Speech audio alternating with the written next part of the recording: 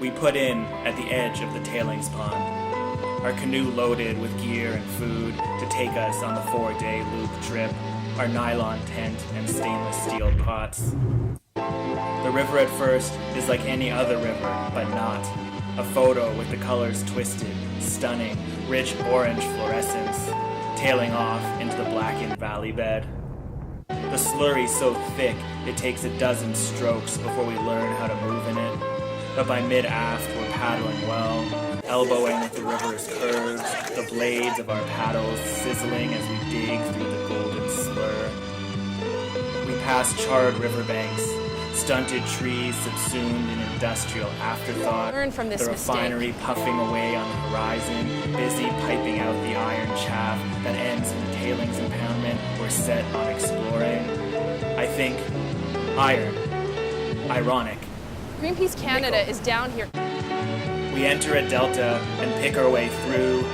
Later, on the only portage of the day, from wet tailings outflow 3 to wet tailings outflow 7, the ground gives like fresh bread, endless salt and pepper spongy loam. The canoe on our shoulders, we sink knee-deep in the gummy effluent. There are no animal tracks, no beaver dams to break through. I think terrestrial habitat disturbance. I think various tailings disposal alternatives at a conceptual design level.